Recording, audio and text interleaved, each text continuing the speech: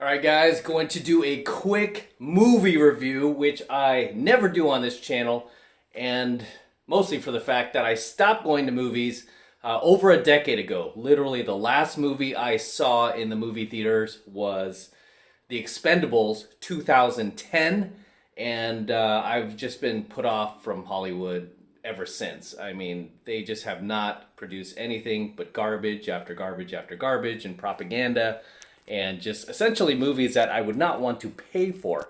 However, I have been waiting to go watch Top Gun, since that was my favorite movie growing up, and I was going to make an exception to go watch Top Gun 2, which I did, and you can see essentially from my t-shirt here, Maverick.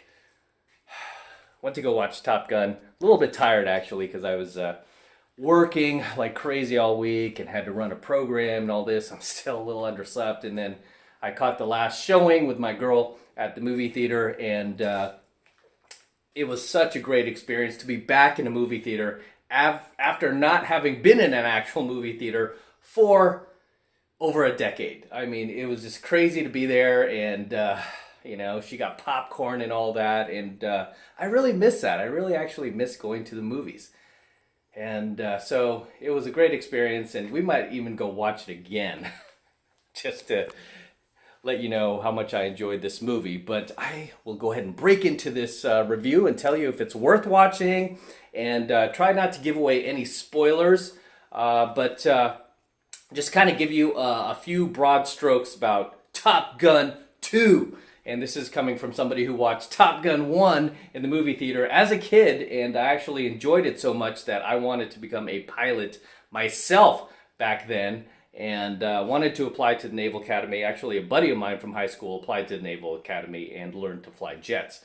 And as a matter of fact, my uncle was a fighter pilot as well in the Air Force in the late 60s and throughout the 70s, and then he became an airline pilot after, had a very successful career, and he retired about a decade ago from being a pilot. But so that's my little fighter pilot story.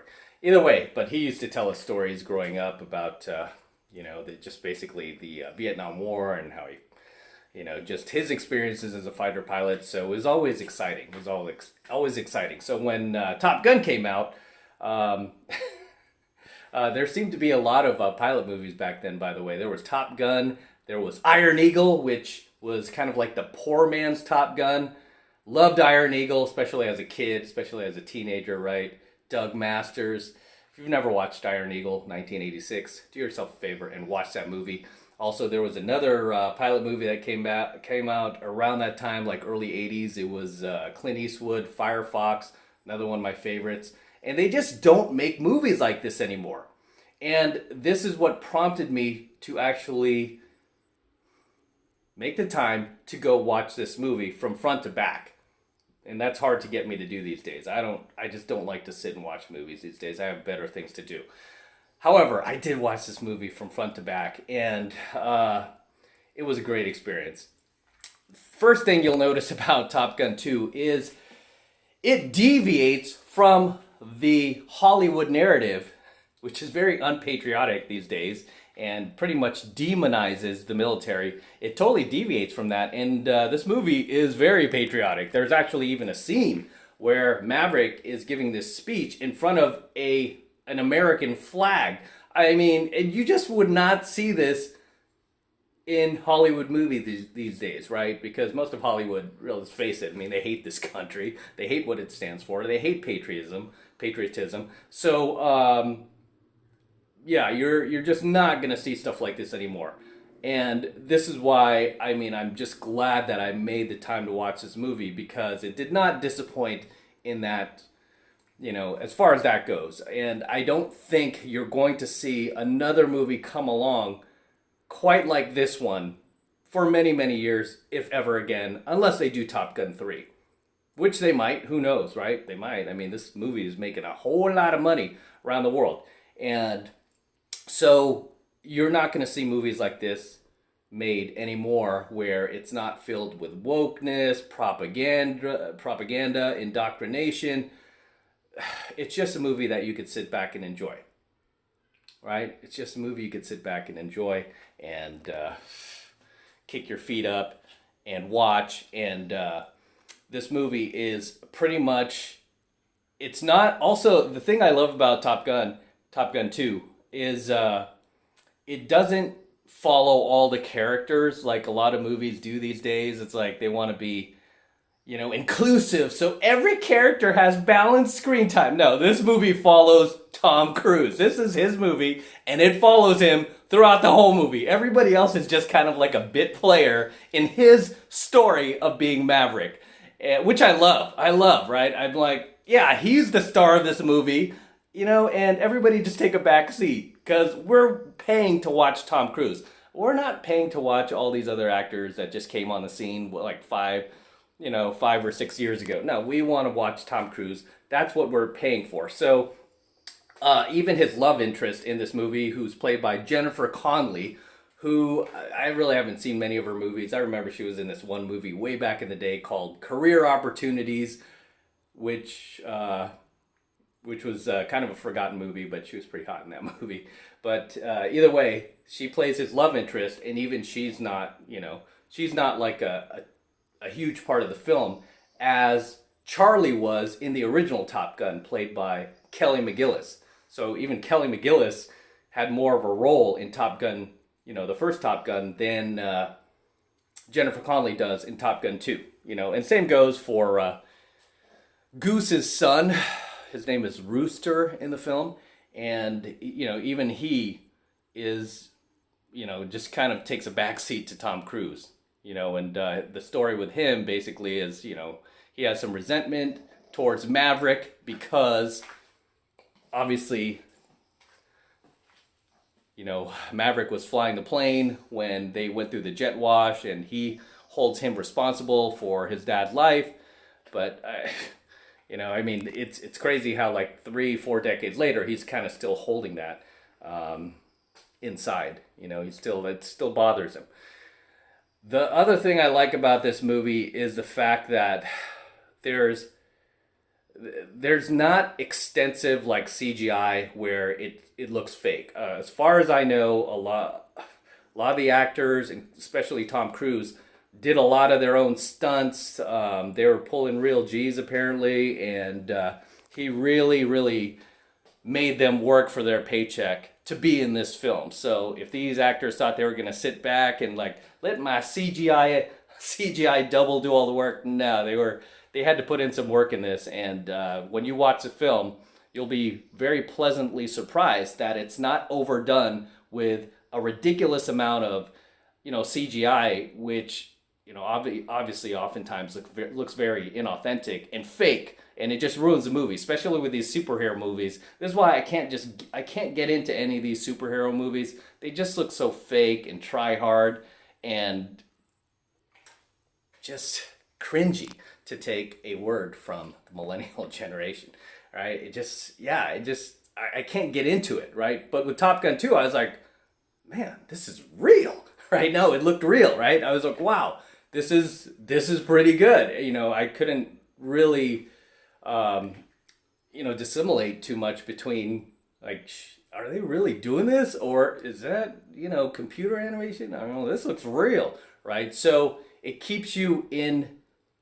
It kind of keeps you from, you know, like recognizing that you're in a movie, because you really do get into it, which I've really missed about movies lately. It's like the stories are always usually weak, the acting's weak, the CGI is hilariously ridiculous looking, and it's hard for me to get in the story. This is why I usually just don't watch. Haven't been to a theater in over a decade, and it's just not worth it, not worth my time. But as far as Top Gun 2 goes, I think you'll be pleasantly surprised, to say the least, without giving away a whole lot. Another thing I liked about it is the characters actually played their age, right? If that makes sense. So Maverick, Tom Cruise's character, there were certain parts where he is recognizing his age, which, especially as somebody who is not too much younger than Tom Cruise. I think he's like a decade older, but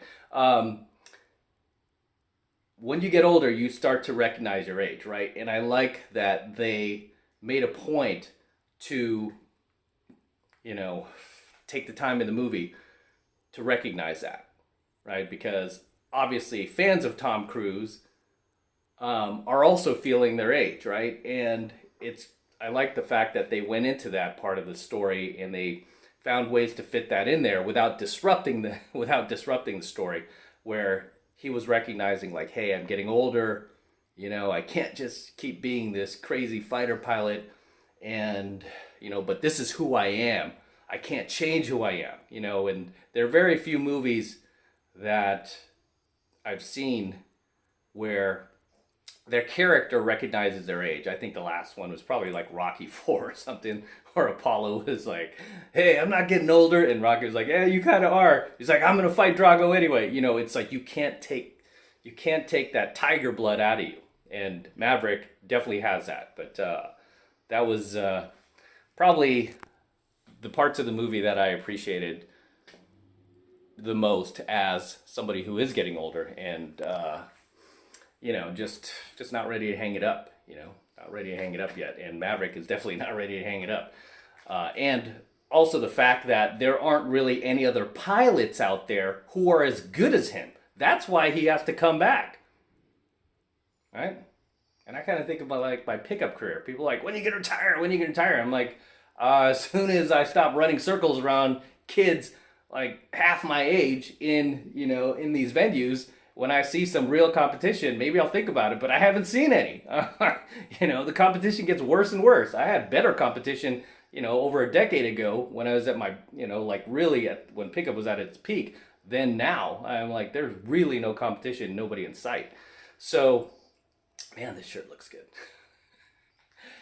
Either way, what else can I tell you about this film? Oh, Iceman. Let's talk about Iceman.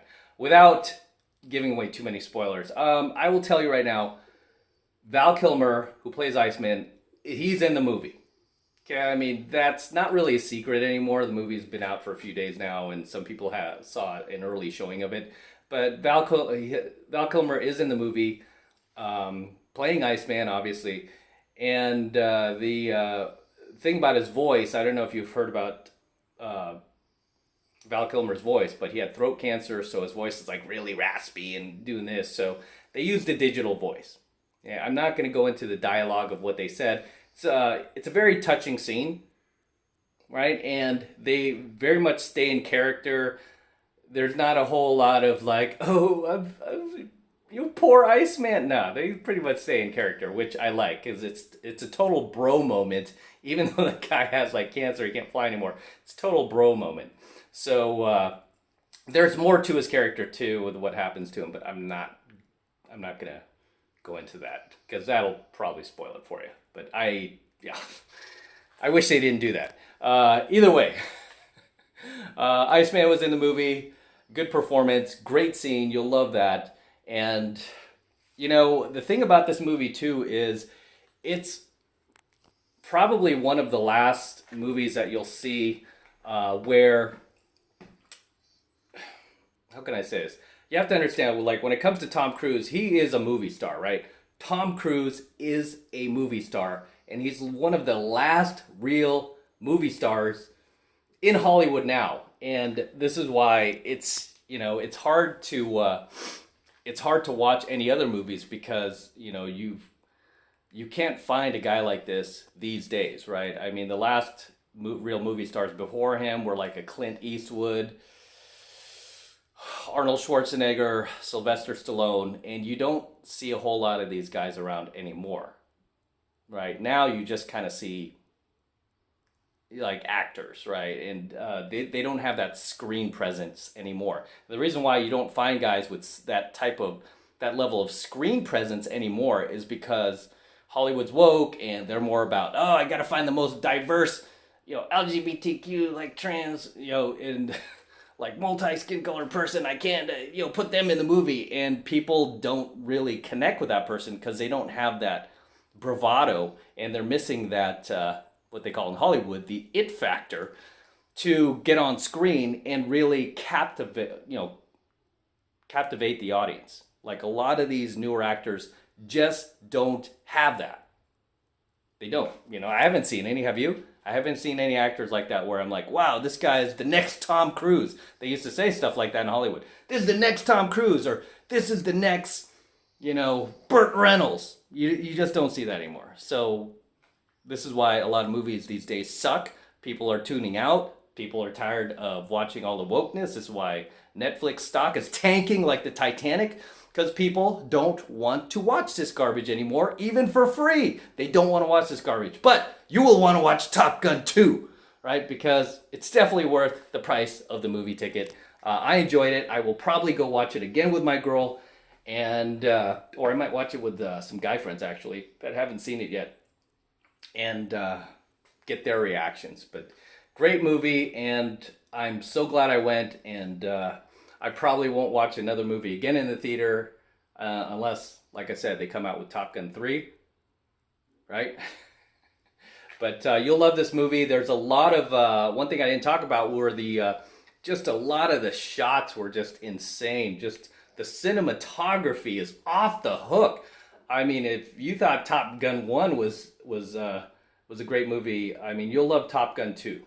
You know, I mean, it's kind of a continuation of Top Gun 1. I like the fact that they just kind of kept the tone of the movie intact, and they didn't really deviate from that, because a lot of times with sequels, what you see is like, you know, you watch the original, right? And then they bust out with a sequel. Then you watch the sequel, and you're like, what is this?